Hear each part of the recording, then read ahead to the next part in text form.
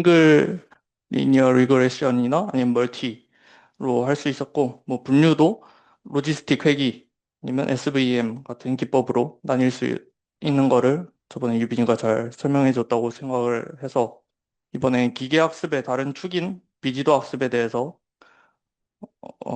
설명을 해보겠습니다. 그 비지도 학습이 나온 배경을 좀 생각을 해보면은 좀 와닿을 수 있는데, 그 지도 학습은 좀 한계점이 많다고 생각이 드는데요. 지도 학습은 뭐 간단히 말해서 정답이 있는 데이터입니다. 이 데이터가 어떤 거다. 뭐 이 사진은 뭐 사과다. 같이 이런 거를 라벨링이 되어 있다고 할 수 있는데, 그 라벨링을 하는 데에는 비용이 많이 들고 시간도 또 오래 걸립니다. 뭐 당연히 그 데이터가 뭔지 정답을 적어 놔야 되는 과정에 또 시간을 할애해야 되니까 좀 시간이 오래 걸리겠죠. 근데 그거를 또 라벨링을 하는 사람의 기준에 따라서 그게 편향될 수가 있는 문제도 있습니다. 그리고 이런 단점들 때문에 현실 데이터의 대부분은 그 라벨링이 되어 있지 않는 데이터라고 볼 수 있고, 그리고 심지어 데이터의 구조 자체를 모르는 문제가 있습니다. 한마디로 그 답이 없는 데이터들이 많다라고 볼 수 있는데요. 그래서 저희는 이제 핵심 질문을 이 데이터의 정답은 무엇인가? 이거보다는 이 데이터는 어떻게 구성되어 있는가? 이렇게 초점을 바꿔서 문제에 접근을 해보아야 되는데요. 그럼 비지도 학습은 무엇인가? 그럼 앞에 말했듯이 그 라벨이 없는 데이터에서 패턴을 학습하는 겁니다. 저희 위키피디아의 정의를 보면은 그 정답 예측이 아니라 구조를 발견하는 데 초점이 맞춰져 있다고 볼 수 있고요. 이 비지도 학습의 목표는 데이터를 구조화하고 그 데이터의 구조화함으로써 그 숨겨진 구조를 이해하고 그리고 그거를 바탕으로 시각화 혹은 전처리 기반을 제공하는 것입니다. 일단 비지도 학습이 뭔지 대충 간단하게 알아봤고, 그러면 이거의 또 일종인 클러스터링에 대해서 설명을 해드리겠습니다. 그럼 클러스터링은 뭐냐? 라고 했을 때 유사성 또는 패턴을 기반으로 서로 다른 객체를 클러스터로 구성하고 분류하는 비지도 기계학습 알고리즘입니다. 즉 데이터에서 자연스러운 그룹을 찾아가지고 어떤 범주가 존재할 수 있고 해당 범주를 정의하는 요소가 무엇인지 파악하는 것입니다. 이 클러스터링은 뭐 다양하게 활용될 수 있는데 특히 뭐 세분화, 그 대규모 데이터를 소규모 데이터 그룹으로 분리를 해가지고 그룹별 대표 데이터로 전체 데이터를 요약할 수 있고요. 그리고 개별 그룹 내의 데이터 특징 및 패턴 분석이 가능합니다.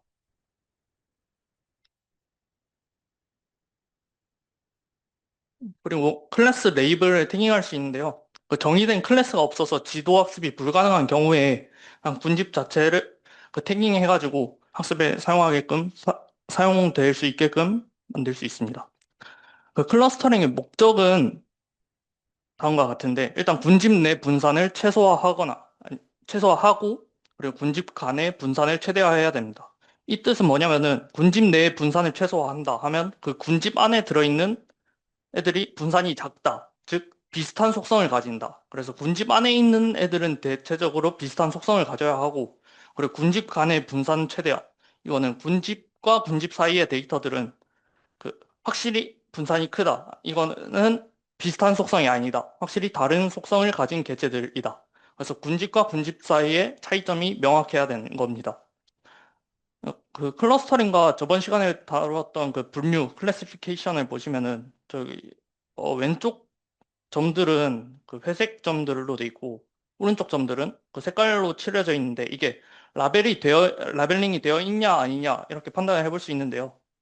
그 라벨링이 되어 있지 않은 거는 앞서 말했듯 비지도 학습을 사용해야 하고 그리고 라벨링이 되어 있는 데이터들은 그 지도 학습을 이용할 수 있습니다. 그래서 클러스터링은 라벨이 존재하지 않는 데이터를 유사한 것들끼리 그룹으로 묶어주는 과정이고 분류는 라벨이 존재하는 데이터를 범주형 데이터로 구분하는 것이라고 보시면 됩니다. 클러스터링의 종류를 크게 두 가지로 또 나눠볼 수 있는데 하드 클러스터링과 소프트 클러스터링이 있는데요. 이거는 그 하드 클러스터링은 각 데이터 포인트가 하나의 클러스터에만 속하는 이진값을 가집니다. 뭐 여기에 속하면은 1 아니면은 0 이런 것처럼 하나의 클러스터에만 속해야 되는데 소프트 클러스터링은 하드랑 다른 점이 이게 확률로 주어져 가지고 아 여기에 속할 확률이 한 0.6이다 아니면 저기에 속할 확률이 0.4다 이런 식으로 하나의 데이터가 다른 클러스터에 배치될 확률을 나타내는 겁니다. 그러면 클러스터링이 왜 중요할까요? 그 이유가 저렇게 있는데 일단 데이터에 대한 정보가 부족할 때 저희가 아까 정답이 없는 데이터를 사용한다고 했죠. 그 라벨링이 되어 있지 않는 데이터. 그래서 그것들의 구성을 파악할 수 있게끔 해주는 거고 그리고 클러스터링을 했는데 뭐 클러스터 안에 포함되지 않는다. 이거는 뭐 아노멀리, 뭐 변칙성을 가진 데이터 혹은 아웃라이어, 이상치로 구분할 수 있습니다. 그리고 그 수치에 따라서 군집화를 시키는 게 아니라 클러스터링으로 각 군집의 패턴을 파악할 수 있습니다. 계속 클러스터링에 대해서 계속 나뉘는 설명 같은데 또 클러스터링을 하는 알고리즘에 따라서 세 가지로 분류가 가능한데 첫 번째로는 플랫 알고리즘 그리고 두 번째 저거는 제가 괜히 읽었다가 제 처참한 영어 실력이 들통날까 봐 저는 앞으로 저걸 계층적 알고리즘이라고 부르겠습니다. 그리고 세 번째는 DB 스캔이 있는데요. 첫 번째 플랫 알고리즘은 전체 데이터를 특정 기준에 따라서 한 번에 구분하는 방법입니다. 그 예를 뭐 여러분들 많이 들어보셨을 것 같은데 K-means 클러스터링 같은 거. 뭐 뒤에서 어차피 설명할 거라서 이 정도만 하고 넘어갈 거고요. 계층적 알고리즘은 개체들을 그 단계적으로 계층적으로 하나씩 묶어 나가는 방법입니다.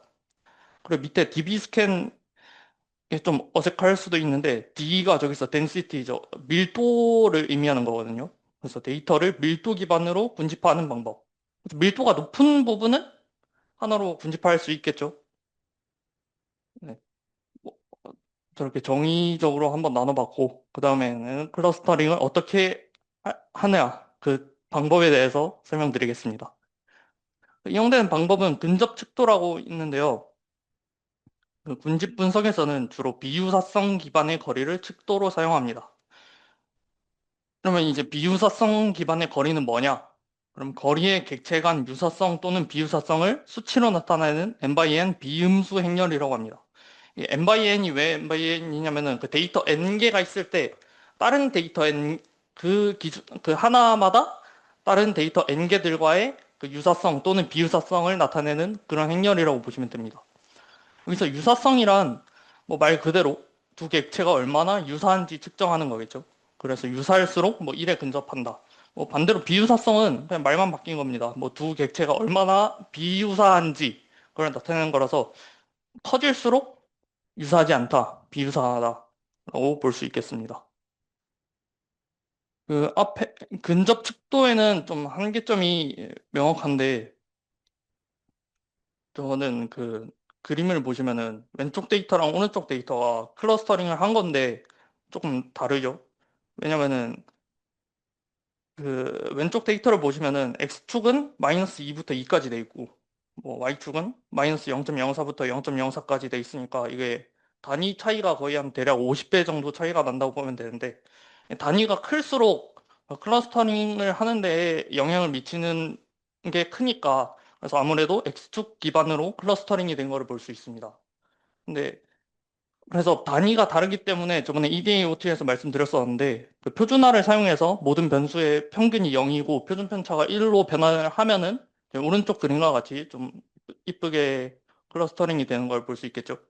그래서 군집 분석은 거리 기반으로 수행되기 때문에 표준화를 통해서 단위를 통일시켜 주는 작업이 아주 중요합니다.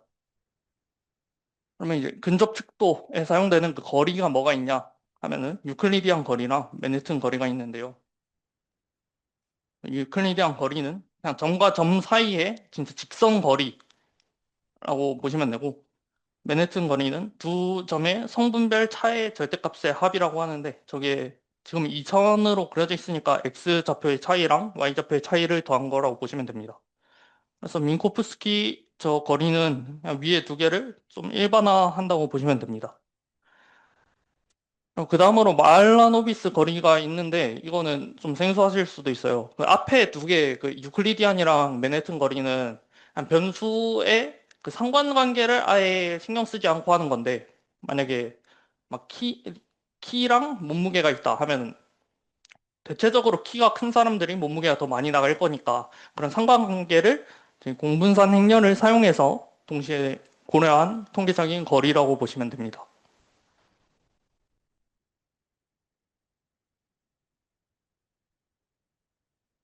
앞에까지는 이제 거리였고 이번엔 코사인 유사도인데요. 그 두 데이터의 사이각이 작을수록 그러니까 같은 방향을 향할수록 데이터가 유사하다고 판단을 하는 겁니다. 뭐 진짜 완전히 똑같은 방향이다 하면 코사인 유사도가 1이고 아니다 직교한다 하면은 0이다. 이렇게 보시면 될 것 같습니다. 그러면은 만약에 이 앞에 그 근접 축도를 사용해서 뭐 근접 축도를 구하는 건 알겠는데 만약에 클러스터링은 아까 말했듯이 그 정답이 없는 데이터를 사용했는데 뭘 가지고 이제 클러스터링이 잘 됐는지 평가하냐라고 했을 때는 뭐 당연히 지표가 있어야겠죠. 그래서 설명드릴게 SSE라고 저희 회귀 분석할 때 Sum of Squared Error 많이 들어보셨을 건데 이것도 똑같습니다. 근데 다만 에러 그 제곱합이 무슨 제곱합이냐? 그 군집을 그 클러스터링을 했을 때 군집 안에 데이터들이 있을 거잖아요. 그 데이터들의 중앙값, 뭐 중심 센트로이드 그 데이터들 각각의 센트로이드 사이의 거리의 제곱합이라고 보시면 됩니다. 그래서 값이 작을수록 군집 내 응집도가 높다고 하는데 이거는 값이 작은 거는 뭐 데이터들이 그 센트로이드와 뭐 오밀조밀하게 붙어 있다고 보시면 되겠죠. 그래서 네, 군집 내 응집도가 높으면은 SSE가 작다라고 보시면 됩니다. 그래서 당연하게도 클러스터가 높아질수록 뭐 클러스터가 그냥 뭐 원래 데이터의 원본 개수에 가까워질수록 그 클러스터 하나에 속하는 데이터 수들은 적어질 거기 때문에 SSE는 클러스터가 많아질수록 작아지는 경향을 보일 건데 그거를 그 X축과 Y축으로 표현을 해봤을 때 SSE가 훅 떨어지다가 완만하게 가는 저 구간을 엘보우 포인트라고 합니다. 저 엘보우 포인트를 보통 저희가 클러스터의 개수로 지정을 하는데 왜냐면은 저희 그림 보시면 3까지는 급격히 떨어지잖아요. 저 3까지는 SSE가 훅 떨어지는데 4로 클러스터를 하나 늘려봤자 에러가 조금밖에 감소를 하지 않으면 굳이 설명하기 어렵게끔 클러스터를 높일 게 아니라 그 클러스터를 4로 만드는 것보단 차라리 3으로 하자라고 타협을 하는 겁니다.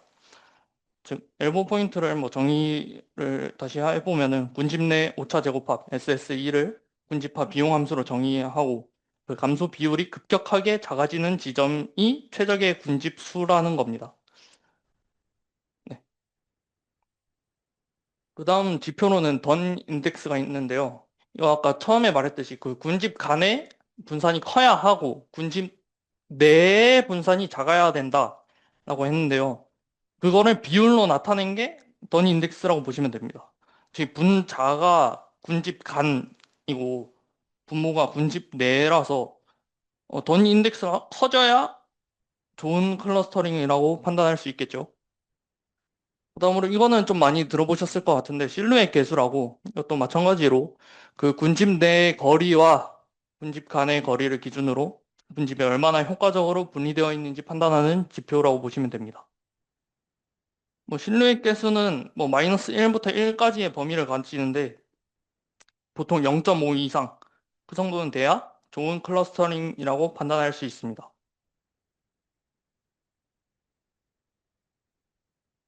네, 뭐 여기까지 클러스터링을 어떻게 평가하고 뭐 어떤 방식을 사용하냐에 대해서 말씀드렸고 아까 이제 K-민스 클러스터링이 포함되는 플랫 클러스터링 알고리즘에 대해서 설명드리겠습니다.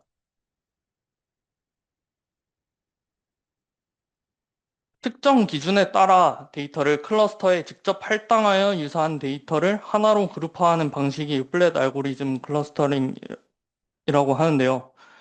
두 가지를 설명드리려고 합니다. 뭐 K-민스 클러스터링이랑 밑에 거는 좀 생소하실 수도 있어요. 가우시안 믹스처 모델 GMM인데 뭐 K-민스는 주어진 데이터를 K개의 클러스터 중심으로 묶는 알고리즘입니다. 그 GMM은 그 복잡한 분포를 근사하기 위해서 여러 가우시안 분포들을 혼합해서 사용되는 알고리즘인데 두 개 다 공통점이 클러스터의 개수인 K를 지정해주는 과정이 필수적인 점입니다. 먼저 K-민스 클러스터링입니다. 사전에 정의된 K개의 군집수에 따라 각 개체를 가까운 중심점에 배정하는 반복적 알고리즘이라고 하는데 사실 글만 보면은 좀 이해가 힘들 것 같아서 일단 한번 읽고 넘어가겠습니다. 그 군집수 K를 결정하고 K개의 군집의 중심점을 선택하고 그리고 각 관측지를 중심과 가장 가까운 거리에 있는 군집에 할당을 하고 그리고 또 중심을 재설정하고 그거를 계속 반복한다고 해요. 뭐라는지 모르겠어서 그림을 보시면 일단은 아직인데요. 저희 식 한번 보시면 될 것 같고 어쨌든 각 데이터 포인트들과 해당 데이터 포인트들이 할당된 클러스터의 중심점 사이의 거리합을 최소화하는 것을 목적으로 계속 반복을 하는 겁니다. 자, 그림 보시면 될 것 같은데 첫 번째로 일단 원래 빨파초 저렇게 안 나뉘어져 있고 그냥 흰색 점들만 있는 데이터들이 있겠죠. 그래서 저희는 K개를 먼저 설정을 해야 됩니다. 지금은 K를 3으로 설정을 했고 그 3에 따른 그 중심점들을 그냥 랜덤하게 뭐 찍는 겁니다. 그 다음에 저 중심점을 기준으로 클러스터링을 진행을 하면은 이렇게 오른쪽 그림처럼 나뉘는 걸 볼 수 있는데 뭐 지금까지 딱 보면 아시겠지만 잘 됐다고 보실 수는 없는 그런 클러스터링이겠죠. 그래서 이렇게 나뉜 빨파초 저것들 사이에서 또 센트로이드를 다시 계산을 하고 저 센트로이드를 기준으로 다시 이제 클러스터링을 하는 겁니다. 그렇게 해가지고 계속 반복을 해가지고 센트로이드가 더 이상 움직이지 않는다라고 할 때까지 반복을 해서 클러스터링을 완수하시면 됩니다.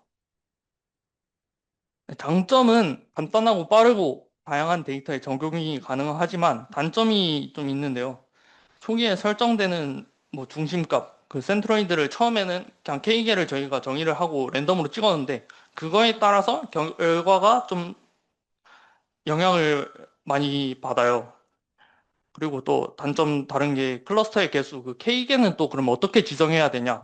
뭐 이런 단점이 있고, 뭐 고차원에서는 학습 데이터 수가 그 차원의 수보다 적어서 성능이 저하된다고 보시면 됩니다. 그리고 클러스터의 모양이 컨벡스로 한정적이고요. 그리고 계산 과정에서 모든 데이터가 필수적으로 고려되므로 그 연산량이 크고 아웃라이어가 한 개 껴있으면 결과가 좀 영향을 받는 그런 단점이 있습니다. 만약에 저희 그 K가 3으로 했는데 중심점을 누가 저렇게 이쁘게 찍어 놨으면은 결과가 좀 아름답게 현대미술처럼 나오는데 저는 누가 봐도 클러스터링이 잘 됐다고 볼 수 없겠죠. 그럼 K-미스 클러스터링은 어디에 사용을 할 수 있냐? 저 이미지 데이터를 압축하거나 시각적 단순화가 가능한데 저기 오리지널 그 원본이 맨 오른쪽 건데 K는 2, K는 3, 뭐 K는 10 이런 거를 저희가 정의를 하면은 저 K개가 색상의 수로 제한을 할 수 있습니다. 그 유사한 클러스터에는 이제 클러스터 간의 그 평균 색상을 대입을 해가지고 K는 2에는 두 가지의 색상만 사용하고 K는 10은 좀 더 다채로워지는 걸 볼 수 있겠습니다. 그 다음 K-민스 했으니까 그 다음 GMM을 나가기 전에 그 MLE에 대해서 먼저 설명을 해야 되는데요. 뭐 수리 통계학이나 다른 뭐 수학 과목에서 MLE 많이들 보셨을 텐데 수식적으로 증명하는 것보다는 저 그림을 보시는 게 훨씬 편한데 저기 만약에 저 위에 분포 저거 다 지우고 그냥 1, 4, 5, 6, 9 저 데이터들만 있다 라고 생각을 했을 때 이 데이터들은 어디로부터 왔냐 그걸 추정하는 게 MLE입니다. 뭐 당연히 주황색으로부터 왔을 확률이 파란색으로부터 왔을 확률보다 높겠죠. 그래서 주황색 확률 분포 저게 네, 저 모수 추정치라고 볼 수 있겠고요. 이제 GMM은 그 여러 정규 분포들의 혼합으로 복잡한 데이터 분포를 근사하는 머신러닝 알고리즘인데요. 이것도 말만 들으면 모를 건데 일단 밑에 저거만 보시면 돼요. GMM은 어떤 클러스터에서 왔는지 확률적으로 해석하는 소프트 클러스터링입니다. 아까 K-means는 뭐 클러스터링이 어떻게 바뀐다 하더라도 모든 데이터들이 하나의 클러스터에만 속하는 건데 GMM은 이게 애초에 확률 분포를 예측하는 거다 보니까 그러니까 어디 몇 번째 확률 분포로 왔냐 이거를 하는 게 GMM인데 그래서 확률 분포니까 당연히 속하지 않을 수도 있는 확률이 있는 겁니다. 그래서 소프트 클러스터링이고 뭐 밑에 적힌 하나의 데이터는 여러 개의 정규 분포에 대한 다른 레벨의 책임값을 가진다는 게 뭐 다른 정규 분포로부터 왔을 수도 있다는 겁니다. 저것도 X가 이제 몇 번째 확률 분포로 왔는지에 대한 확률이라고 생각하시면 되는데 저기서 파이 K는 뭐 혼합 분포에 대한 확률 밀도 함수에서 K번째 가우시안 분포가 선택될 확률이다 라고 해서 뭐 정교화 상수 역할을 합니다.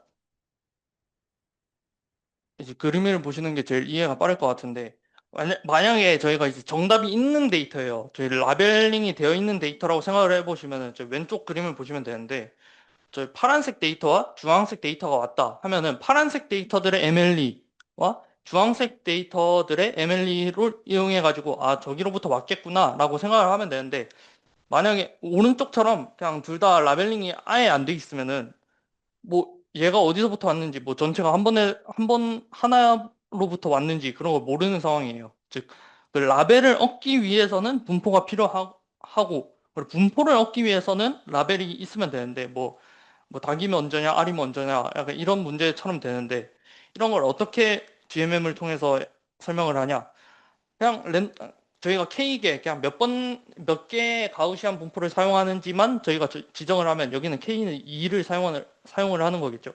그래서 그냥 랜덤으로 분포를 생성을 하는 겁니다. 여기서 당연히 정규 분포여야겠죠. 그래서 저렇게 분포가 만약에 초기값이 찍혔다 하면은 이제 나머지 저 데이터들을 아 어디로부터 왔을 확률이 더 크다를 바탕으로 라벨링을 해볼 수가 있습니다. 당연히 저 9번 데이터는 주황색 정규분포의 확률값, 정규분포로부터 온 확률값이 파란색으로부터 온 것보다 크니까 아, 주황색으로부터 왔겠구나라고 생각을 해서 9번은 주황색 이렇게 라벨링을 해볼 수가 있겠고 뭐 나머지도 마찬가지로 뭐 1, 4, 5, 6까지는 파란색, 나머지는 주황색 이렇게 나뉠 수 있는데요. 그럼 이제 라벨링이 된 걸 바탕으로 또다시 얘네를 기준으로 MLE를 구하는 겁니다. 이건 아까 지금 맨 처음 예시로 그 정답이 있는 데이터를 사용할 때처럼 진행을 하시면 됩니다. 그리고 이거를 또 반복을 하다 보면 더 이상 움직이지 않는 지점. 이게 GMM을 이용해서 클러스터링을 완성한 거라고 보시면 됩니다. 그림 보시면 처음에 초기값 지정하고 점점 옮겨가는 과정으로 볼 수 있겠죠.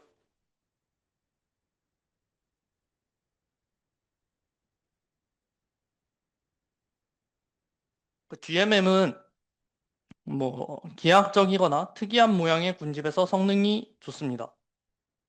그리고 소프트 클러스터링이니까 당연히 K-means보다 유연하다고 볼 수 있겠죠. 얘는 당연히 확률을 쓰는 거니까 그렇게 볼 수 있겠고요. 하지만 단점이 또 있는데 그 군집의 개수를 의미하게 되는 가우시안 분포의 개수를 사용자가 지정해 주어야 하는 단점이 있습니다. 이건 아까 K-means 클러스터링에서 K 값을 지정을 해 주어야 한다는 그런 단점이랑 좀 일맥상통하다고 보시면 될 것 같고요. 그리고 아무래도 정규 분포를 계산을 하는 거다 보니까 파라미터 수가 많고 그 계산량이 많은 편에 속하는 기법으로 볼 수 있습니다. 그리고 마찬가지로 초기 값에 굉장히 민감하다고 볼 수 있겠죠. 그럼 GMM은 또 어디에 쓰이냐 했을 때 아무래도 그 좀 복잡한 거에 많이 쓰일 수 있겠죠. 음성, 이미지, 텍스트 등 뭐 이런 연속적이고 복잡한 데이터에 적합하다고 보시면 됩니다. 네, 이제 플랫 알고리즘 끝났고 이제 계층적 클러스터링인데요. 계층적 클러스터링은 그 제 트리 모형 저 덴드로그램이라고 많이 보셨을 거예요. 뭐 개별 데이터들을 유사한 데이터들과 통합하는 알고리즘인데 군집 사이의 거리를 기반으로 클러스터링이 진행되고 군집의 수를 그 앞에 했던 플랫 알고리즘처럼 그 미리 지정해 줄 필요가 없습니다. 그래서 뭐 덴드로그램 이용해서 저 시각화가 가능하고 저거를 적절한 수준에서 잘라서 클러스터를 형성한다는데 이게 뭘 자르냐 하면은 저희 덴드로그램이 있을 때 저희 제일 위에 있는 점선에서 자르면은 그 세로선이 딱 세 개가 걸쳐지게 되죠. 그래서 저 세로선 아래에 있는 것들을 하나의 클러스터로 보는 겁니다. 그래서 제일 위에서 자르면은 세 개의 클러스터가 되고 그리고 저희 세 개 중에서 제일 밑에로 자르면 12개의 클러스터가 될 거고 그리고 아예 완전 맨 밑에 자른다 하면은 각각의 개체들이 하나의 클러스터라고 볼 수 있겠죠. 이 계층적 클러스터링 방법에는 또 두 가지로 볼 수 있는데 저희 왼쪽에 있는 게 바텀업이고 오른쪽에 있는 게 탑다운입니다. 저희 바텀업은 말 그대로 아래에서부터 위로 올라가는 과정입니다. 그 하나의 각 개체들을 하나의 클러스터로 보고 제일 가까운 것부터 합쳐 나가는 과정입니다.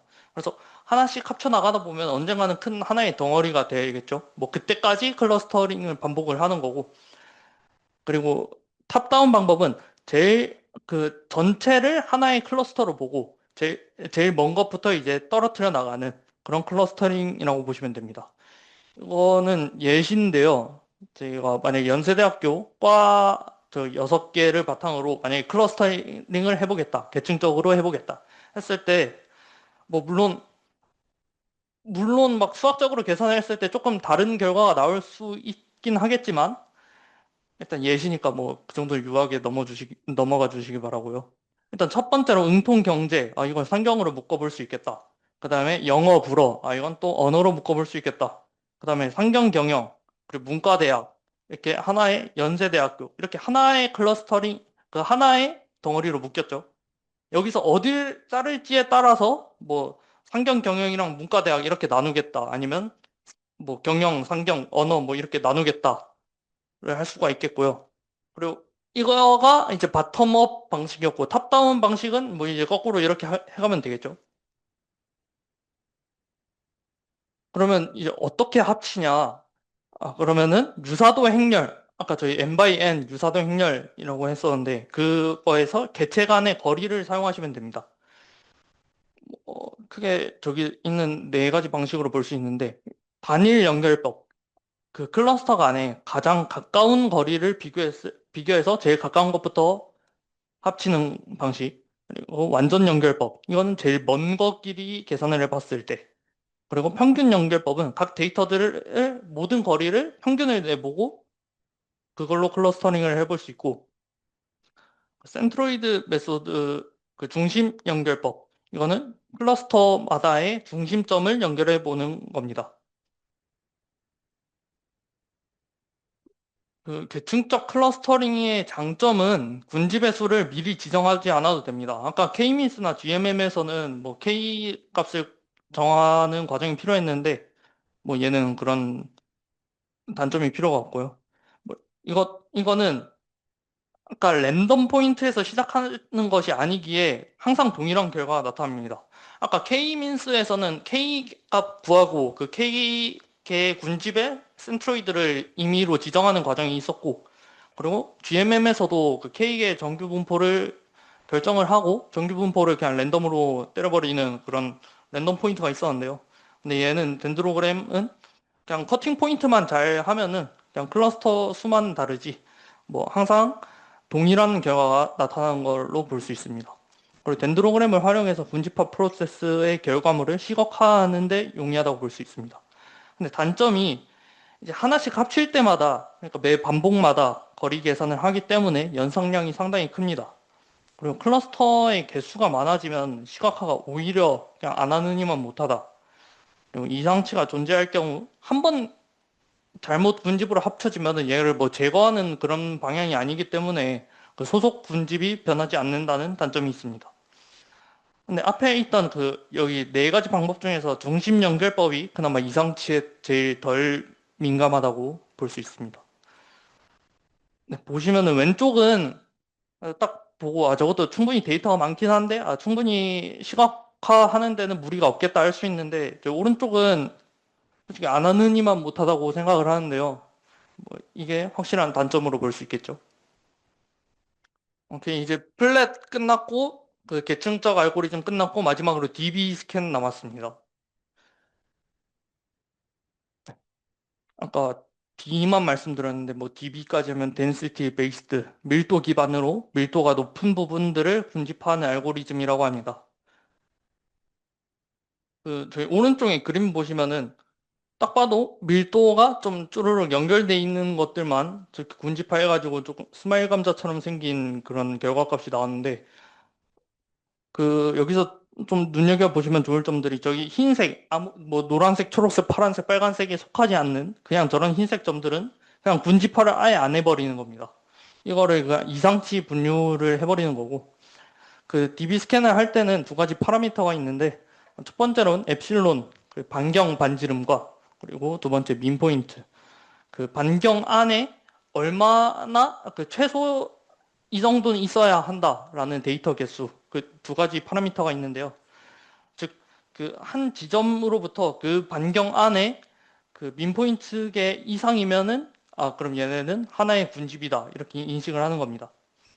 그래서 군집화를 다 했는데 만약에 포함되지 않는 그런 관찰값들은 저기 노이즈, 뭐 아웃라이어 저렇게 처리를 해버리면 되고 군집에 포함되는 관찰값은 댄스 포인트라고 합니다.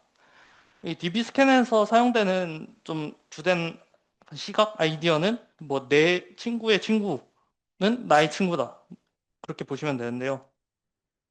일단 DB 스캔을 하기 전에 각각 포인트 개념에 대해서 한번 짚고 넘어가겠습니다. 코어 포인트는 그 코어 포인트로부터 그 반경 안에 그 원이 되겠죠. 그 원 안에 그 민 포인트 이상의 데이터가 있을 때 그 점은 코어 포인트라고 합니다. 다만 그 코어 포인트로부터 저기 오른쪽에 볼더 포인트 회색 점 칠해져 있는 거 보면 좋은데요. 파란색 코어 포인트로부터 볼더 포인트는 포함이 돼가지고 얘네는 군집인 겁니다.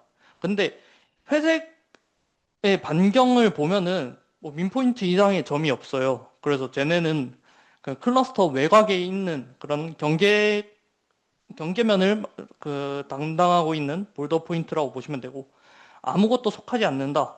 그러면 노이즈 포인트라고 보시면 됩니다. 뭐 DB 스캔의 예시를 보시면요. 저희 파란색 점 P를 보시면 지금 민 포인트를 4라고 정의를 했습니다. 그 파란색 점을 포함하는 저 반경 안에 원 안에는 개수가 5개가 있으니까 파란색은 확실히 코어 포인트라고 볼 수 있겠죠. 뭐 P 마찬가지로 P 안에 있는 저 P에서 7시 방향에 있는 저 점 P3도 마찬가지로 똑같이 4개의 점을 포함하고 있으니까 쟤도 코어 포인트입니다. 근데 P의 그 3시 방향에 있는 P2는 P로부터 그 군집으로 묶이긴 했는데 P2의 주변을 보면은 점이 3개밖에 없어요. 그래서 쟤는 볼더 포인트입니다. 그리고 P4는 뭐 쟤는 주변에 아무것도 없으니까 그냥 노이즈 포인트라고 볼 수 있겠죠. 이렇게 서로 다른 코어 포인트가 서로의 군집의 일부가 되면 연결되어 있다고 판단을 하고 하나의 군집으로 연결을 하는 겁니다. 그러니까 P3 주변에 저기 P도 있고 뭐 P의 오른쪽 왼쪽으로 있는데 쟤네는 하나의 군집인 겁니다. 그러면 하나의 군집으로 연결할 때 어떤 방식을 따라야 하는지 보면은 이제 P랑 Q를 보시면 되는데 이게 뭐 그림이 제가 봤을 땐 그렇게까지 정확한 건 아닌 것 같지만 뭐 P가 아니, Q로부터 P는 저기 Q의 엡실론 그 반경 안에 들어가 있어서 Q랑 P는 그 directly reachable이라고 합니다. 직접 밀도 도달 가능한 관계라고 합니다. 또 보면은 P2는 이제 Q로부터 닿을 수 있고 P는 또 이제 P2로부터 닿을 수 있다. 그러니까 중간에 매개 역할을 하는 P2가 있다 했을 때 P는 이제 Q로부터 밀도 연결이 가능하다고 합니다. 아까는 직접 밀도 연결이었고 지금은 밀도 연결이라고 보시면 됩니다. 네, 그다음 이제 저 한 점으로부터 O로부터 P도 이제 밀도 연결이 가능하고 아, 밀, 네, 뭐 밀도 연결이 가능하고 Q도 밀도 연결이 가능하다 했을 때 P는 Q로부터 밀도 연결이 가능하다. 이게 아까 말씀드렸던 아이디어에서 뭐 내 친구의 친구는 친구다라는 그 매개체의 역할을 하는 애들이 계속 있으면 걔네는 하나의 군집으로 보시면 되는 겁니다. 정리를 하자면은 원본 데이터 중에 이제 임의의 점 P를 선택해서 엡실론 내에 점이 이제 민 포인트 이상 존재하는지 확인을 하고, 그리고 걔네가 만약에 그 이상 존재를 한다 하면 걔는 코어 포인트가 되는 거고, 그 반경 안에 있는 점들은 하나의 클러스터로 판단을 하는 겁니다. 그러니까 새롭게 형성된 클러스터 안의 점들이 이제 또 민 포인트를 만족을 하면은 그 반경 안에 있는 이웃 점들도 계속 클러스터로 확장을 하면서 그걸 계속 반복해 나가면서 그 영역을 확장한다고 보시면 됩니다. 그리고 모든 포인트가 이제 그 코어 포인트, 볼더 포인트 같이 군집 안에 속하거나 아니면 노이즈 포인트, 얘 주변에는 민 포인트 이상의 점이 없다라고 노이즈 포인트로 정의가 될 때 종료를 한다고 보시면 됩니다. DB 스캔의 장점은 뭐 지정할 값이 없는 건데요. 뭐 그러면 여기 첫 번째에서 임의의 점 P를 선택하는 지정을 하지 않냐 했을 때 그냥 저거는 사실 그냥 제로 지정을 안 하더라도 어차피 똑같은 결과가 나오기 때문에 뭐 지정을 뭘 하나 상관이 없습니다. 그리고 앞에 것들은 그 K-민즈나 GMM 그리고 뭐 계층적 그런 덴드로그램 이런 거는 어쨌든 최대한 클러스터에 포함을 시키는 과정이 있었는데 얘네는 그냥 클러스터 그 민포인트 이상의 값이 없다 하면은 그냥 노이즈 처리를 해버리면 그만이라서 노이즈나 아웃라이어에 좀 강건한 그 장점이 있고요. 그리고 객체의 밀도 기반이기 때문에 기하학적이거나 특이한 모양의 군집도 생성이 가능합니다. 그 오른쪽 그림 보시면은 저런 것들은 그냥 뭐 K-민즈는 딱 봐도 뭐 제대로 클러스터링이 됐다고 볼 수가 없는데 DB 스캔은 좀 깔끔하게 되는 걸 볼 수 있습니다. 근데 얘도 단점이 있는데 뭐 하이퍼 파라미터를 그뭐 반경이랑 그 민 포인트를 어떻게 설정하느냐에 따라서 그 또 결과가 바뀌는데 당연히 민 포인트가 작을수록 그냥 분집화 시키는 그 영역들이 많아지겠죠. 그래서 비교적 낮은 밀도 분포를 가진 데이터나 군집별로 밀도가 다른 경우에는 또 부적합하다는 단점이 있습니다. 그 다음에는 이제 비지도 학습의 다른 축인 그 차원 축소에 관한 내용인데, 네, 여기서부터는 한 10분 정도 쉬었다가 가도록 하겠습니다.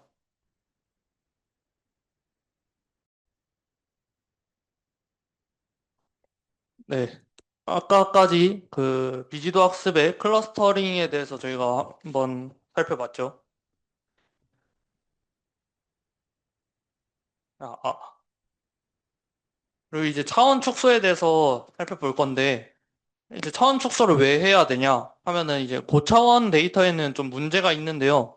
이게 저번에 EDOT 때 들으셨으면은 뭐 알 수도 있는데 그 첫 번째로 이제 차원의 저주입니다. 그 차원이 늘수록 데이터가 좀 더 스parse, 좀 흩어지고 그리고 거리 기반 유사도 및 거리 계산의 의미가 감소하는 문제가 있고요. 이게 제한된 샘플 수로는 고차원 공간을 충분히 커버하기가 어렵기 때문에 학습 성능 저하 및 과적한 문제가 있습니다. 그리고 다중공산성, 이거는 변수 간의 강한 상관성을 갖고 있어서 회귀 계수의 신뢰도가 감소하는 문제입니다. 그리고 사람은 이제 3차원까지밖에 인식을 하지 못하기 때문에 그 시각화에 한계가 있는 문제도 있습니다. 차원의 저주 저거를 좀 시각적으로 보면 이해가 쉬우실 것 같은데 제 1차원 데이터에 저 1차원 상에 저 데이터 10개가 있으면은 저 구간 안에는 데이터가 3개가 포함되는 걸 볼 수 있는데 차원이 하나 늘면은 2차원 데이터면은 저기 10개 중에 하나만 속하게 되고요. 그럼 만약에 3차원까지 늘린다 했을 때 저 구간에는 데이터가 결국 하나도 안 들어가진다. 뭐 학습 데이터 수가 차원의 수보다 적어져 그 스파스해지는 것을 볼 수 있는 좀 예시라고 볼 수 있겠죠. 그래서 이렇게 되면은 그 오버피팅 위험이 있습니다. 그 기하급수적으로 커진 데이터 공간을 충분히 설명할 만한 추가적인 데이터가 없으니까 그래서 저기 없는 공간에는 뭐 적은 데이터로 그 공간을 표현해야 하기 때문에 오버피팅의 위험이 있다고 보실 수 있습니다. 그리고 다중공산성인데 어떤 독립 변수가 다른 독립 변수들과 선형 독립이 아닌 경우 즉 선형 종속인 경우 발생합니다. 그러니까 독립 변수들이 서로 독립이 아닌 강한 상관관계를 가지는 경우를 다중공사성이라고 하는데, 여기서 선형 독립이란 그 모든 벡터가 자기 빼고 나머지 벡터들의 1차 결합으로 나타낼 수 없는 경우를 선형 독립이라고 합니다.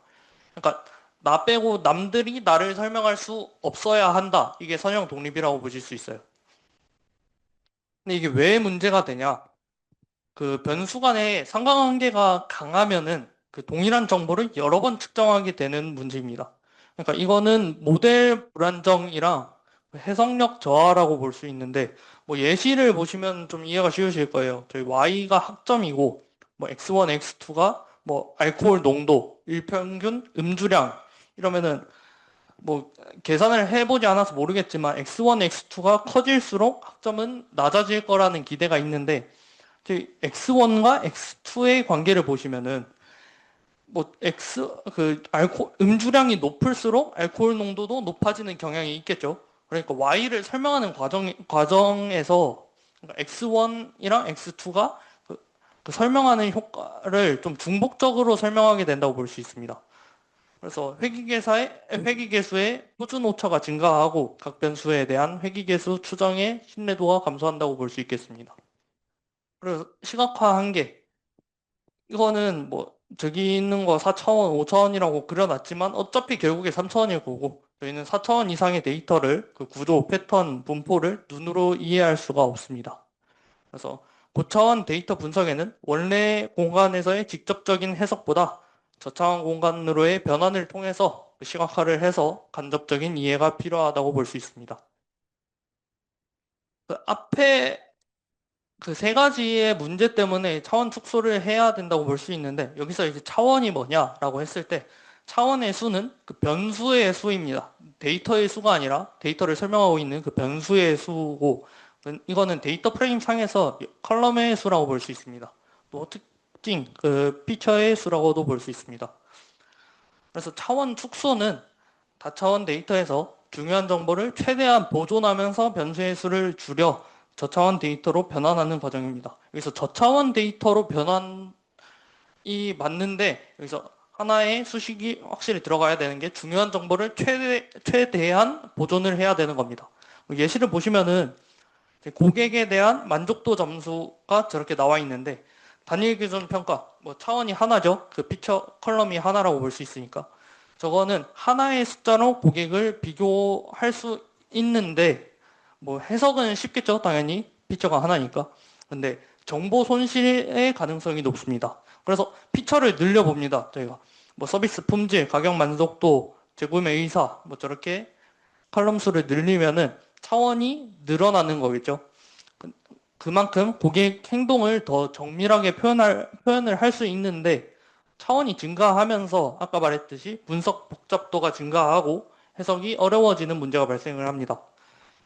그래서 차원 축소를 적용하는 예시라고 볼 수 있는데, 앞에 있는 저 컬럼들을 종합 만족도라고 새로운 변수로 요약을 하는 겁니다. 그러니까 중복 정보를 줄이고 핵심 구조만 남겨서 분석과 해석을 쉽게 만드는 걸로 볼 수 있겠습니다.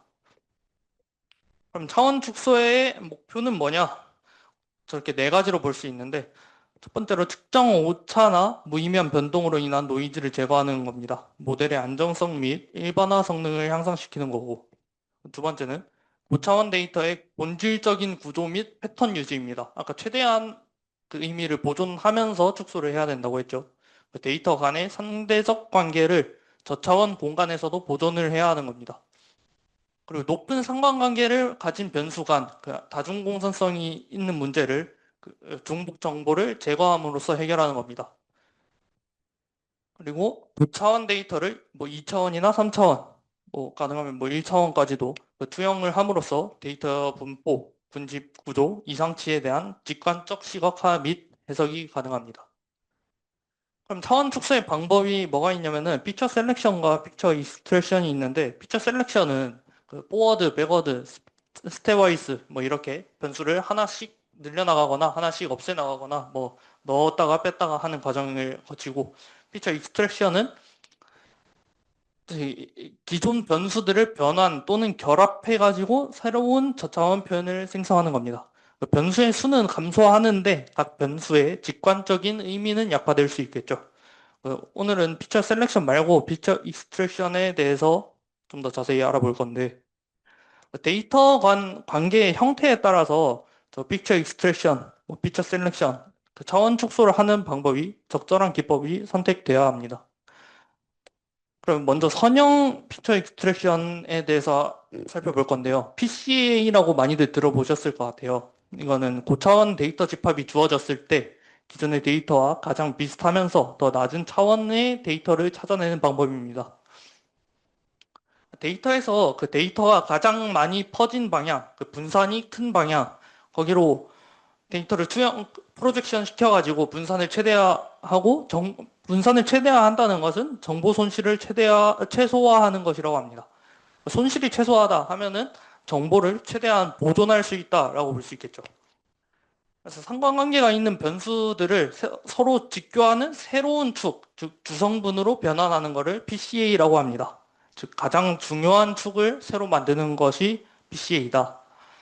PCA의 그냥 직관적인 예시를 보면은 원래 7개의 점이 있는데, 당연히 세 번째 저렇게 축을 만들었을 때 가장 설명을 잘한다. 그러니까 2차원에서 1차원으로 변환을 시킬 때 저 세 번째 직선이 설명을 잘한다고 볼 수가 있는 게, 첫 번째랑 두 번째를 보면은 뭐 점들이 조금씩 겹쳐 있는 게 보일 거예요. 저 점들이 겹쳐 있는 거는 뭐 정보 손실이 일어났다 정도로 볼 수가 있어요. 그렇지만 세 번째 직선은 그래도 정보 손실을 최소화한다고 볼 수 있겠죠. 그래서 고차원 데이터를 저차원으로 프로젝션하고 싶을 때 어떤 벡터의 데이터를 내적해야 원본 데이터 구조를 가장 잘 보존할까라는 질문에는 데이터 분포의 중심을 축으로 하는 벡터가 답이다라고 할 수 있습니다. 그 벡터는 분산을 가장 크게 하는 축이고 공분산 행렬의 고유 벡터라고 하는데, PCA의 뭐 수학적 정의는 좀 일부러 좀 뺐고 알고리즘에 대해서 보시면은 일단 각 변수를 센터링 합니다. 이건 표준화하는 겁니다. 그 평균을 0으로 그 분산이 1로 하는 거고, 그것들 중에서 분산을 가장 크게 하는 축을 만드는 겁니다. 저기서 그 오른쪽 그림에서 이 원이 분산을 가장 크게 할 수 있는 축이라고 해요. 그래서 여기서 이 원과 수직이면서 분산이 가장 큰 축을 또 찾았을 때 뭐 이 투를 찾았습니다. 그래서 원본 데이터의 차원이 P만큼 있으면은 뭐 E1, E2, E3, E4, 뭐 EP 까지 나올 텐데, 그 EP까지 쓸 거면은 저희가 차원 축소를 하는 의미가 없잖아요. 그래서 P개의 축을 찾은 후에 그 분산이 작은 변수, 그러니까 점점 분산이 작아질 텐데, 그 어느 정도 작아지면은 그거를 저희가 제거하는 게 PC, 그러니까 차원 축소라고 보시면 됩니다. 그래서 축의 개수, 즉 주성분 수를 결정을 해야 되는데, 그러면 어떻게 결정을 하냐? 이거는 이제 세 가지 방법이 있는데, 일단 엘보우 메소드라고 아까 그 클러스터링 군집 타당성 지표를 봤을 때랑 좀 비슷한데요. 스크린 플러스에서 그 그래프가 급격하게 꺾이는 엘보우 이후의 주성분을 그냥 제거해 버리는 겁니다. 그리고 두 번째는 그 전체 데이터의 분산 내에서 한 80% 이상을 차지하고 있는, 그러니까 누적을 했을 때 뭐 E1, E2, E3까지 누적 분산을 계산을 해봤을 때 대충 80%를 넘는다 하면은 한 E3까지로도 그냥 80%를 설명할 수 있다 하면은 그 뒤에 거는 그냥 과감히 지워버리시면 됩니다. 그리고 제일 밑에 있는 카이사 룰인데, 이건 고유값이 1보다 큰 주성분을 선택한다고 합니다. 이게 아까 좀 생략을 했다고 했는데, PCA는 이제 고유값이 큰 고유 벡터를 이제 선택해 나가는 과정인데, 저희가 아까 그 센터링 해 나가는 과정이 첫 번째로 있었잖아요. 그래서 모든 변수들이 평균이 0이고 분산이 1인데, 그러니까 원래 변수들이 다 정보량을 분산을 1로 갖고 있었는데, 고유값이 만약에 1보다 작다 하면은 원래 갖고 있던 변수 하나의 정보조차 남지 못한다. 그래서 그냥 무의미하다라고 보고 제거를 하시면 됩니다. PCA를 적용하는 거를 그 이미지 보시면 좀 이해가 편하실 것 같은데, 저기 원래 고해상도의 이미지 200 곱하기 200은 4만 차원의 데이터를 가집니다. 근데 PCA는 이제 학습 데이터에서 주요한 주성분, 그러니까 분산이 가장 큰 것들을 선택해가지고 각 이미지가 주성분에 대해 갖는 개수만 저장합니다. 그래서 만약에 4개의 성분만 남긴다 하면은 4만 차원이 4차원으로 거의 만분의 1로 크게 압축했다는 걸 볼 수 있겠는데요. 그래서 PC1, 제가 그 가장 설명력이 높은 주성분일 텐데 PC1만 봐도 대충 사람의 얼굴인 거를 볼 수가 있어요. PC2로 갈수록 뭐 조금씩 설명력이 약해진다고는 볼 수 있겠죠. 뭐 저런 그 숫자를 손글씨로 표현한 것도 PCA는 그 분산이 작은 축, 그러니까 분산이 가장 작다. 저 원본 데이터를 가장 설명하지 못하고 있는 축이다 하면은 걔는 노이즈로 볼 수가 있고, 그러니까 그 노이즈를 제거함으로써 이미지의 주요 정보만 보존을 하고 노이즈를 줄이는 데 사용할 수 있습니다. 사실 원본 데이터에서 저 중간에 그 노이즈 제거해도 사실 세 번째 그 PC 그 압축시킨 것만으로도 숫자 파악이 가능하겠죠.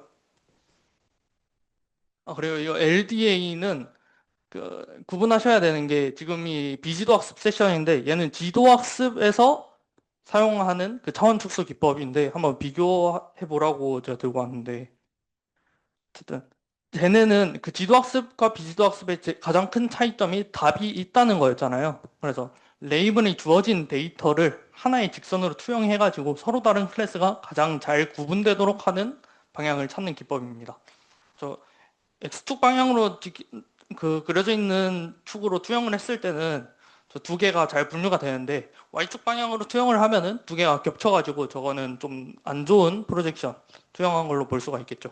이것도 각 클래스 내의 분산을 최소화하고 각 클래스 간의 분산을 최대화한다고 볼 수 있습니다. 그래서 PCA랑 LDA랑 차이를 뭐 확실히 구분을 하자면은 PCA는 비지도 학습, LDA는 지도 학습이다. PCA는 분산을 최대로 하는 축을 찾고 LDA는 클래스 내의 분산은 최소로, 클래스 간의 분산은 최대로 하는 그런 축을 찾는 거다라고 볼 수 있겠습니다. 지금까지는 선형이었고 이제는 비선형을 봐야 하는데요. 뭐 딥러닝에서 그 비선형 활성화 함수를 사용하는 이유랑 좀 상당히 비슷합니다. 왜 비선형적 특성 추출을 하는가? 뭐 데이터는 비선형적인 구조를 반영하고 있을 수도 있는데 선형 모델은 그 비선형적 데이터의 구조를 잘 파악하지 못합니다. 아까 PCA가 선형적 방법이라고 했는데 저 나선 모양의 저런 뭐 데이터들이 있을 때 주성분 분석을 하면은 뭐 이상하게 나오는 걸 볼 수가 있는데요. 이제 비선형 특징 추출을 하는 데에는 방법이 여러 개가 있습니다. 뭐 MDS, 아이소맵, LLE 저런 게 많은데 저거는 이제 앞으로 또 설명드릴 거고요. 뭐 입력이 거리, 비효사도 행렬인가 뭐 그런 기준에 따라서 사용하는 방식이 다르다고 보시면 됩니다. 일단 MDS 그 데이터 간의 거리를 그대로 보존해 가지고 차원을 축소하는 기술입니다. 다차원 공간상에 데이터가 있을 때 데이터 포인트 사이의 거리가 저차원 공간상에서도 최대한 많이 보존되도록 좌표계를 찾는 겁니다. 저기 그림 보시면은 저기 감정을 2차원에다가 찍어 놓은 건데 뭐 되게 유사한 감정들은 뭐 그래도 좀 가깝게 배치를 할 수 있는데 이게 뭐 얼핏 보면 그냥 클러스터링 한 거 아니냐라고 할 수가 있는데요. MDS는 그냥 고차원 데이터를 저차원으로 한 거지 아직 클러스터링을 적용했다고는 할 수가 없습니다. 이거는 그냥 비슷한 의미를 가진 단어들은 뭐 가깝게 배치가 됐다. 뭐 그런 기술로 보시면 될 것 같습니다. MDS랑 PCA의 차이는 PCA는 데이터의 최대화된 분산을 최대화하는 축을 찾는 거고 그러니까 MDS는 데이터 포인트 간의 거리랑 유사성, 뭐 거리 유사도 행렬을 사용해서 그거를 보존하는 기법입니다. 그리고 PCA는 그 앞에서 말씀드렸듯이 선형 구조를 갖고 있고 데이터의 변동성에 집중하고 싶을 때 그리고 MDS는 비선형 구조 혹은 복잡한 상관관계가 있을 때 거리 또는 유사성에 집중하고 있을 때 유사성에 집중하고 싶을 때 사용하시면 됩니다. 그 매니폴드 러닝이라고 이게 고차원 데이터가 실제로는 저차원의 비선형 공면 위에 놓여 있다는 가정하에 그 구조를 보존하면서 차원을 줄이는 방법이라고 합니다. 저 인풋 매니폴드를 보면은 약간 뭐 두루마리 휴지, 뭐 롤케이크 정도로 볼 수 있는 저렇게 돌돌 말린 걸 볼 수 있는데요. 저거를 이제 뭐 딱 보면 한 3차원은 복잡하게 놓여져 있다라고 볼 수가 있는데 저거를 뭐 살살 펴보면은 그냥 사실상 2차원이었다라고 그런 느낌으로 보시면 됩니다. 그러니까 데이터는 고차원 공간에 존재하지만 실제로는 저차원인 매니폴드 위에 분포한다. 뭐 그림에서는 3차원에 복잡하게 분포하는 줄 알았는데 알고 보니까 2차원 위에만 분포하더라. 이런 방법으로 보시면 됩니다. 금방처럼 그 말려있는 데이터를 PCA를 사용하면은 저게 뭐 빨간색, 초록색, 파란색 다 다채롭게 섞여 있는 걸 볼 수 있는데 그저 아이소맵이라고 매니폴드 러닝을 사용을 하면은 데이터의 실제 형태를 저렇게 살펴가지고 그 반영한 그 저차원 표현을 얻을 수 있습니다. 뭐 PCA는 당연히 안 된 걸 볼 수가 있겠죠. 근데 PCA도 그 데이터의 구조를 제대로 반영하기 위해서 나중에 그 커널 PCA라고 뒤에서 말씀드릴 건데 이걸 활용하는 방법도 있긴 합니다. 매니폴드 러닝에는 다양한 유형이 있는데 뭐 아이소맵, LLE, TSNE, UMAP 이렇게 있습니다. 그 각각의 알고리즘은 거리, 이웃, 확률 분포 등 보존 방식이 다른 것을 볼 수 있습니다. 아이소맵이 뭐냐? 아까 유클리디안 거리라고 했을 때 저기 말려 있는 저희 스위스 롤이라고 하는데 저렇게 생긴 형태를 저 두 지점 사이의 거리는 사실 감각적으로 봤을 때 꽤나 멀리 있다고 볼 수 있는데 유클리디안 거리를 사용했을 때는 좀 가깝게 계산이 됩니다. 근데 사실상 저게 아니겠죠. 저희 지오데식 거리라고 저희 공면을 기준으로 한 거리를 바탕으로 저거를 폈을 때 실제 그 디스턴스를 구하는 겁니다. 그러니까 유클리디안 디스턴스를 그대로 사용하는 MDS의 확장판이라고 볼 수가 있겠죠. 그럼 이건 어떻게 적용을 하냐? KNN의 방법을 통해서 K개의 인접 포인트, 이웃을 구합니다. 그 이웃들을 기반으로 웨이트가 적용된 그래프를 형성하고 그 웨이트는 연결된 포인트의 유클리디안 거리라고 합니다. 그래서 가장 가까운 거리를 계산을 해서 지오데식 거리를 구하고 그 지오데식 거리를 바탕으로 그거를 최대한 보존하면서 저차원 공간으로 매핑. 그러니까 뭐 단순히 말하면은 그냥 말려 있는 거 핀다고 생각하시면 됩니다. 오케이. 아이소맵까지 설명을 드렸고 이제 LLE 이제 LLE는 뭐냐? 데이터 포인트가 주변 이웃들의 선형 결합으로 표현된다는 가정입니다. 가정을 이용해서 그 국소적인 관계를 저차원에서도 그대로 유지하는 방법입니다. 그러니까 여기서 핵심 아이디어는 비선형적인 개체도 로컬 그 일부만 봤을 때는 선형성을 가진다는 겁니다. 선형성 그 가지는 그 국소 지역을 이용해서 차원 축소를 하면은 원래는 비선형적이더라도 이웃들 간의 선형 관계를 유지해서 차원 축소를 해서 그러면은 비선형적인 특징이 잘 반영될 것이다 라는 아이디어를 사용하는 겁니다. 얘도 또 뭐 어떻게 적용되냐 있는데 또 마찬가지로 아까처럼 K의 이웃을 찾고 그리고 걔 그, 그 데이터는 그 주변 애들과 선형적인 관계가 있을 거다. 뭐 그런 선형 결합으로 표현을 하고 그걸 저차원으로 하는데도 같은 가중치를 유지한 다음에 이웃 관계를 그대로 유지하는 겁니다. 그러니까 만약에 그 고차원에서 내가 뭐 내 옆에 얘가 있었다 하면은 저차원으로 차원 축소를 하는 과정에서도 내가 얘네들은 그대로 데리고 가는 그런 개념으로 보시면 될 것 같습니다. LLE 저 예시를 보시면은 이게 입술 사진을 이제 각각 PCA 방법이랑 LLE 방법으로 차원 축소를 한 건데 PCA 방법은 뭐 선형 결합으로 그냥 입술인데 뭐 저렇게 나왔어요. 근데 LLE가 저거 보시면은 이웃들 보시면은 그래도 발음 기준으로 입술 모양 기준으로 잘 그 비선형적인 차원 축소가 된 것을 볼 수가 있겠습니다. 거의 다 왔는데요. TSN이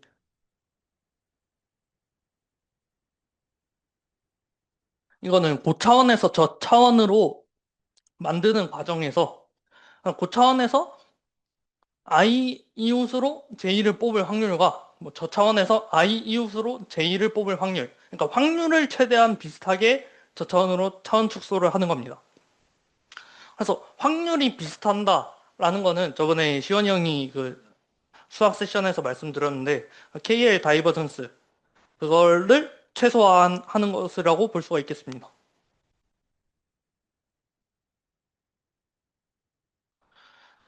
근데 여기서 왜 여기서 그 확률 분포는 그 가우시안 분포가 아니라 T 분포를 사용하는데요.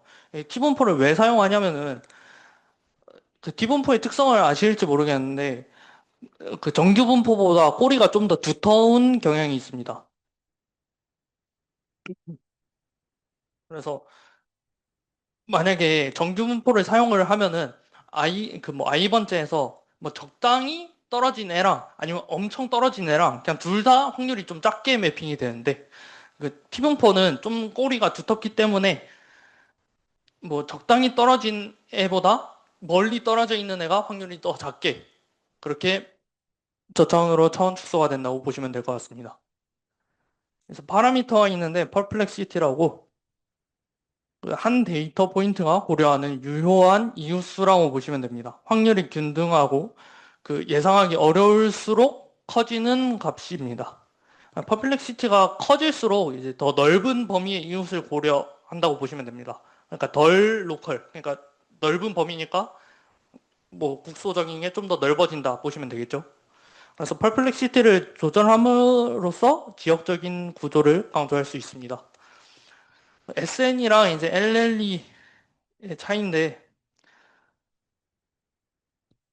LLE는 가장 가까이에 있는 이웃 데이터를 찾아서 K는 5라고 할 때 가장 가까운 5개 이웃은 그대로 데리고 간다고 했죠, 아까. 근데 SNE는 이제 확률 분포를 쓰는 거니까 확률적으로 접근을 하는 겁니다.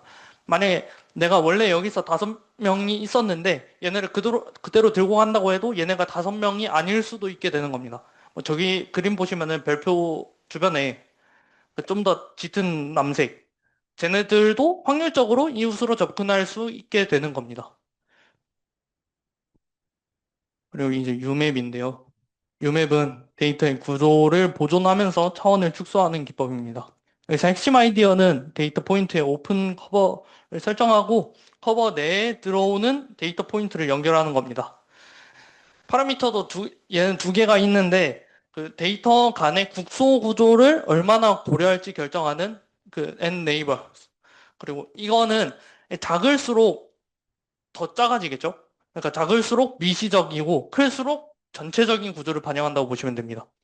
그리고 민디스트는 이제 투영된 공간에서 클러스터 간의 간격을 제어해가지고 작을수록 더 밀집된, 더 촘촘하게 있는 그런 클러스터를 생성한다고 보시면 됩니다.